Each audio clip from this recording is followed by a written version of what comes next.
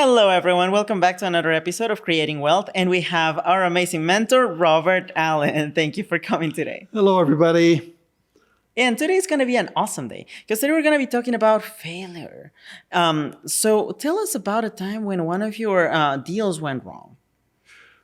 Well, there have been many because in my career as a long-term investor, you're always going to find times when you fail. And I've always told you it's important to look for highly motivated sellers. That's a seller who has run into a financial circumstance or a property problem where they need to sell. And therefore, they're more flexible. They're more amenable to your creative financing opportunities. Well, every once in a while, you will become a don't-wanter, a highly motivated seller. It happens to all real estate investors. Oh, yes. You'll buy a property, you thought it was a brilliant idea. Well, it was brilliant at the time, and then things changed or you over-evaluated what was going to be. And so the answer to that question of what do you do when you become a don't-wanter is that you sell as quickly as you can. You cash out quickly. You take a loss. Take the loss. Move on. You don't have time to waste worrying about a property.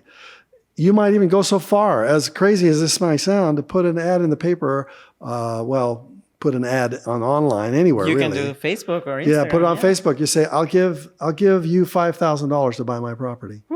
Wow. Of course, you pick the price. And so maybe you bought a property that's worth, say, $300,000 was your price where you bought it at. And now it didn't go up to $350 or $400 like you thought it would. And you got a payment that's coming due and you can't make your mortgage payments and things are just going out of whack for you. Maybe then rather than making a couple of more mortgage payments on that property, where it would just be basically lost money, why don't you just say, I'll give you $5,000 right now to take this property off my hands. Watch how fast it'll go. That's right. You know? Because someone will come in and they'll go, wow, this is a great deal. Maybe they wanted to buy a home to live in. They weren't investors. And so this helped them with their down payment and it got you out. Of course, you get to pick the price. So maybe if you paid $300, maybe you sell it for $305. And you say, you give me $5,000 and therefore I'm clean as I get. I didn't lose money. But you do some creative technique to get rid of that property as quickly as you can. If it's an albatross, cut it loose, move on.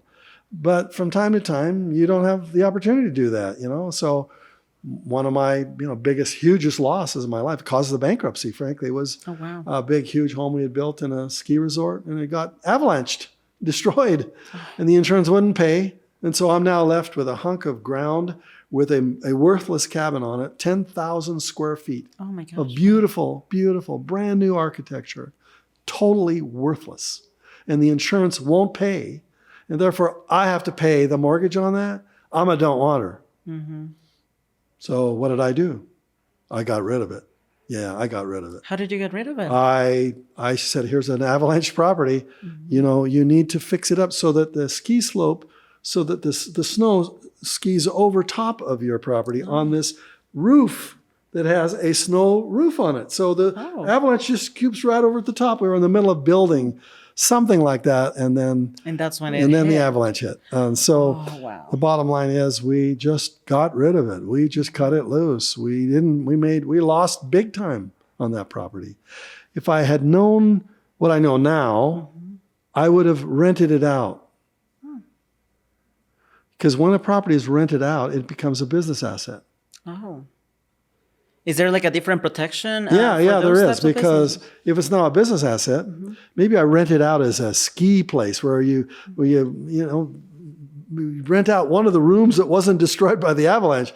I would rent it out. Therefore, it becomes a business asset. Therefore, all the money I sunk into that property becomes a loss, a tax loss. Therefore, if I sell it for way below my cost basis, then every amount above, in that cost basis that's a loss, I get to write it off my taxes. I didn't know that at the time. Now I know that. So there are ways to solve all kinds of challenges that come to you. If I can be honest, what happened when that avalanche happened for me is I was so shell-shocked. And I was so embarrassed by the fact that I was going to have to declare bankruptcy. I was forced into this bankruptcy by a stupid banker and a stupid insurance company. I'm going to blame everybody but me, of course. But I was so embarrassed. I wouldn't talk to people. Oh, wow. I wouldn't get advice from people. I wouldn't find experts to say, what would you do if this had happened to you? I just kind of toughed it out, kind of went into my shell. It took 5 years to dig out of that hole, and 5 years to get back to zero. I'm way above zero now, but what I'm trying to say is that there was a time when this was devastating for me personally. To see my name on the front page of my local newspaper saying that I've declared bankruptcy, on the front page of the Wall Street Journal. Oh, wow. It's not fun. It's just not fun. Now together, today I look back on it and I go, hey, that's kind of funny, because I see where I'm at now. That's I right. go, well, that was old Bob. This is new Bob. And that was, of course, many decades ago. But what I'm trying to say to all of you beginners is you're going to fail. You just get used to it. Cut your losses as fast as you can. Move on to the new winner as fast as you can. Don't let fear stop you. And in my case, like it did for me, don't be shell-shocked. Don't be embarrassed. It happens. You're human. You make stupid mistakes. We all do. Move on. Life is good. You're breathing. You're above ground. This is a good thing. That's awesome. And if anything, I feel like real estate is such a community kind of game where you can always reach out to someone within your circle to ask for some help or advice. Because like you never know. In this case, for like the tax advantages that you could have taken on your property if it had been a business, you wouldn't have known that if you hadn't reached out to people. So little piece of advice for all of you guys on the audience, always reach out to someone. There's always someone that can help you find creative ways to deal with these types of failures. And if anything, even if you fail, the only way left is just all the way up. But why do people not reach out and get advice? Why do they not do that? There is an inherent problem with entrepreneurship. We want to do it on our own.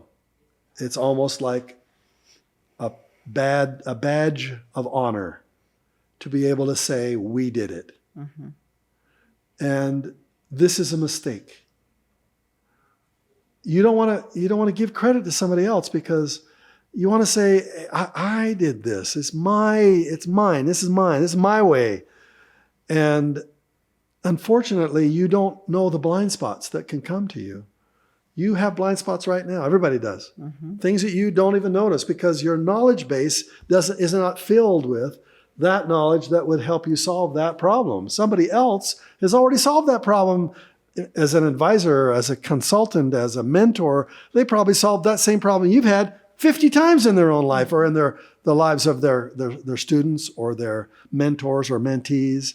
So you have to not be the traditional entrepreneur. You have to be willing to open up and to admit you're not smart enough.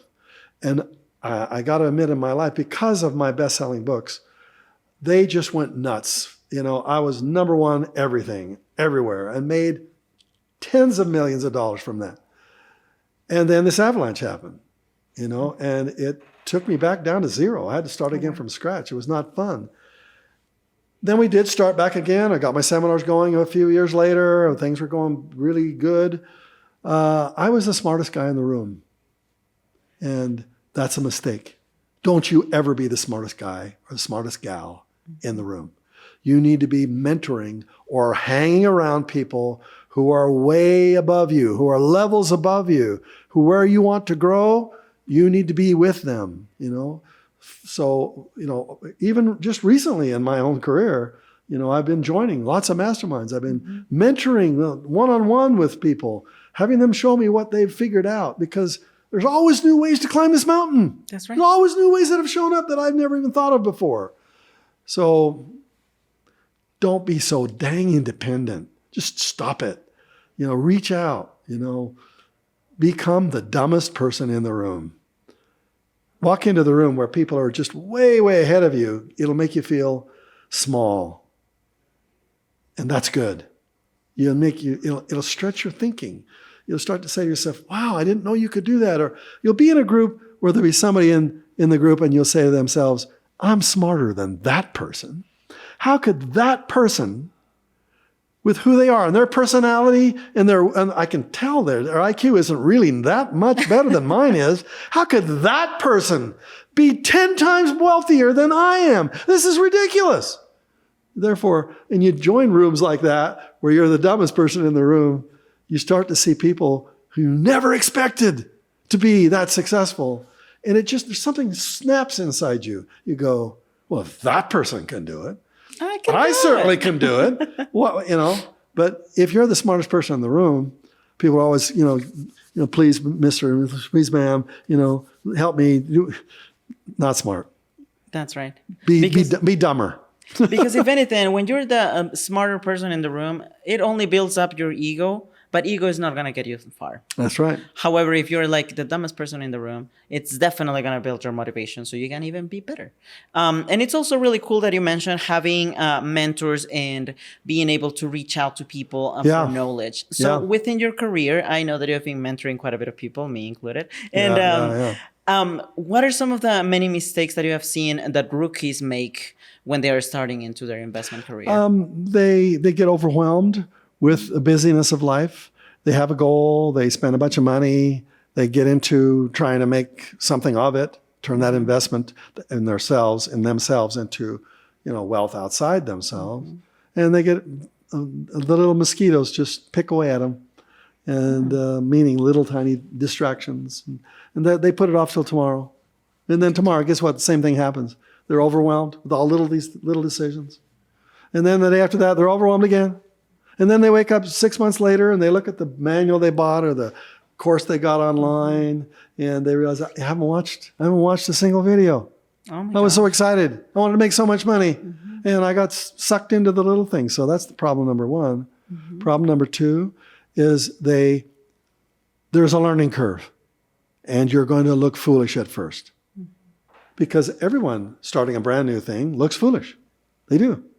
Even walking, exactly. Even as a baby walking, exactly. That's what I'm trying to say. So you're going to be a baby at first. You're going to stumble around at first. You're going to fall down at first. You're going to look stupid at first. And most people can't handle that. They don't want to look foolish in front of other people. That's right. Therefore, they won't look foolish. Therefore, they don't take risks. Therefore, they end up, in the end of their lifetime, the biggest fools. Because they look back over their life and they go, man, if I just overcome this or that. And don't be a fool at the end of your life. Be a fool now. And then you get to live the life you want instead of not living the life you want for an entire life and ending up being the biggest fool of all. Just don't do that. The next problem is too many temptations, too many ways so you can invest your money, you can spend your time, too many ways in which you could, look rich. You can buy a big car, you can buy a big house, you can buy a big watch, you can buy great clothes, you can travel, you can look rich. Don't look rich. And most people look rich. And that means, you look at all these fancy cars driving around the streets. I'll bet you high percentage of those cars have high mortgages on them, or they're leased for high amounts of money. And they look rich, and they're not rich. They're stupid. It's stupid to do that. You don't want to get a car like that until you can afford to pay it in cash. And then you're rich enough.